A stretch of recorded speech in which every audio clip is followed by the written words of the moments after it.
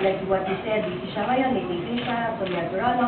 May time pa ba kayo to eat together as father and son? You know, admittedly, we are very, very busy. But one thing about my dad and I is whenever we would see each other around ABS-CBN, for example, and we always make time to hang out, share a meal, and always catch up. Then you mentioned now we are very, very busy, and we saw sa DTR kanina, life is too fast-paced. We should always take time, sit down, simplify life, and what better way than over a simple meal with your dad or with your mom. Usually it's a breakfast, lunch, merienda, Dinner dinner, is more coffee. steady. Because when you have breakfast, you know that you might have a long day ahead. Lunch, you have the mentality that you have to go back to work. But dinner, there's something really relaxed about it. Conversations flow easy, and we prefer dinner.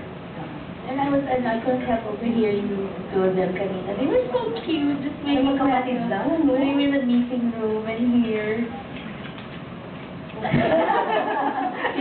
Si Tita Shawi naman. Oh, kaya tayo sa kanya, sila 9. Kaya nagulat si Casey na, Dad, why do you eat so fast? Kasi syempre, for a long time, she was an only child. Kami naman, my brother lang and myself. And I grew up also with my mom and dad. They had a little dining table in their bedroom. And my brother and I, whenever we were home from school, or I was home from work also, hindi pwedeng hindi kami sabay kakain. So it came very naturally to us. My dad, it was like an unspoken rule in our household, in our home. So it was just very natural to us. It's important that when Casey's also home from work, kahit puyat, we always have her check because she stays across the garden. Her own little house there. And while her own house is being built. So, parang we tell them to check on her if she wants to join us. And when she can, she really makes an effort to come kahit wala siyang tulog.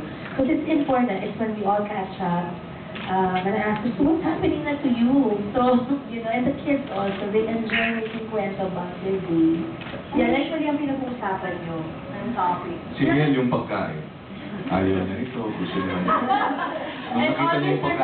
Nung nakita niya yung pagkain ko sa plato ko, sabi niya, Daddy, can I help you? Yeah! Gusto niya ang tulungan. Si Frankie also pahigan when she eats. So, si Miel naman, so she's looking. And then pag medyo matagal yung ate niya, ubus na yung kanya, Ate, can I help you? And then she's always saying, no, Mama, I'm really like you. I like also what you like. Tapos nagko-compare kami ng, halimbawa ako, gusto ko ng tuyo. Si Miel gusto ng tuyo. Gusto ko yung danggit, gusto rin niya yung danggit. Lechon gusto rin niya. Parang nagkaroon kami ng parang affinity with one another because of, lechon balat. Ako growing up, my mama was very strict about kubyento. Yung parang lang matuto kami lagi ni Kuya. And then, often naman, my daddy naman would be the cowboy na magaling kami magkamay din, depende sa ulam. So, laging fun. And both my parents cooked din. So, Yung tradition na yun, na-carry over na. Exactly. Yun na lang yung ginagawa ninyo. Pero, parang pagtitignan mo na napaka-toxic ng schedule nyo. So, how do you manage to find time to do that? Meron pa nga kaming meals pagka kami nasa Laguna. Yung dahon ng sabi. Oo. Saka yung veggies, yung tanim nung maliliit. Yung kakain kami So, ng... you have your own vegetable A patch. little vegetable patch. And then Parang they chihuahua. There's, di ba? Manauna kami. They become This very... isn't Facebook naman na tita, yung mga farm town. Hindi, tunay ako. I'm just checking, everyone's Yeah. crazy over farm town. I invite you. Have some mustasa.